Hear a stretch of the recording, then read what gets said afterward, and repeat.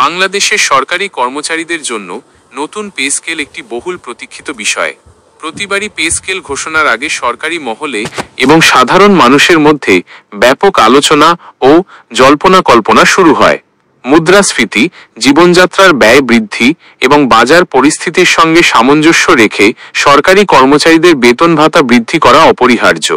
সর্বশেষ pay scale ঘোষণার পর থেকে প্রায় এক দশক পার হতে চলেছে। তাই নতুন পে স্কেলের প্রয়োজনীয়তা আরও প্রকট হয়েছে।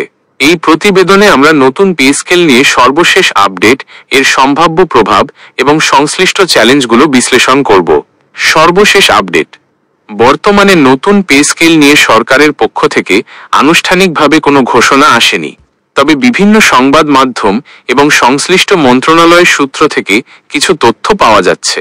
ধারণা করা হচ্ছে একটি নতুন পে কমিশন গঠন করে পে স্কেলের সুপারিশ তৈরি করা হবে।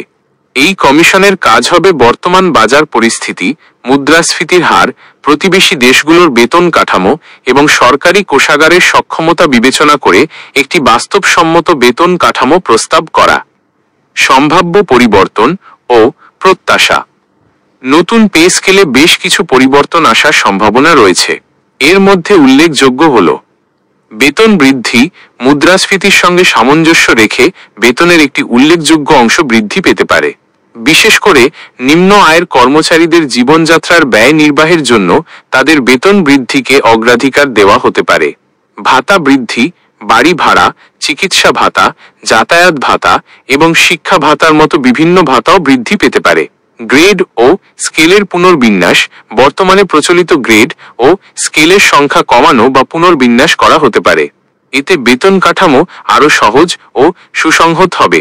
কর্মচারীদের কর্মদক্ষতার মূল্যায়ন শুধু চাকরির মেয়াদের উপর ভিত্তি করে নয়, বরং কর্মদক্ষতা ও পারফরম্যান্সের ওপর ভিত্তি করে বেতন বৃদ্ধির একটি নতুন পদ্ধতি চালু করা হতে পারে।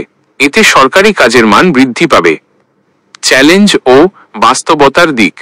নতুন পে স্কেল ঘোষণা ও বাস্তবায়নের ক্ষেত্রে বেশ কিছু চ্যালেঞ্জ রয়েছে। এর মধ্যে প্রধান চ্যালেঞ্জগুলো হল: সরকারি কোষাগারের ওপর চাপ। পে স্কেল বাস্তবায়নের জন্য বিপুল পরিমাণ অর্থের প্রয়োজন হবে। এতে সরকারের বার্ষিক বাজেটে একটি বড় চাপ তৈরি হবে। মুদ্রাস্ফীতির ঝুঁকি। বেতন বৃদ্ধি হলে বাজারে অতিরিক্ত অর্থের প্রবাহ তৈরি হবে, যা মুদ্রাস্ফীতিকে আরও উস্কে দিতে পারে। বেসরকারি খাতের সঙ্গে বৈষম্য। সরকারি বেতন বৃদ্ধি পেলে বেসরকারি খাতের কর্মচারীদের মধ্যে এক ধরনের বৈষম্য তৈরি হতে পারে। পে কমিশন গঠন ও সুপারিশের প্রক্রিয়া। একটি নতুন পে কমিশন গঠন এবং তাদের সুপারিশ তৈরি করতে দীর্ঘ সময় লাগতে পারে। উপসংহার: নতুন পে স্কেল সরকারি কর্মচারীদের জন্য একটি স্বস্তির খবর নিয়ে আসবে, এতে কোনো সন্দেহ নেই। এটি তাদের জীবনযাত্রার মান উন্নয়নে এবং কর্মক্ষেত্রে প্রেরণা বৃদ্ধিতে সহায়তা করবে। তবে পে স্কেল বাস্তবায়নের সময় সরকারকে অর্থনীতির ওপরের সম্ভাব্য প্রভাব এবং মুদ্রাস্ফীতির মতো বিষয়গুলো সতর্কতার সঙ্গে বিবেচনা করতে হবে।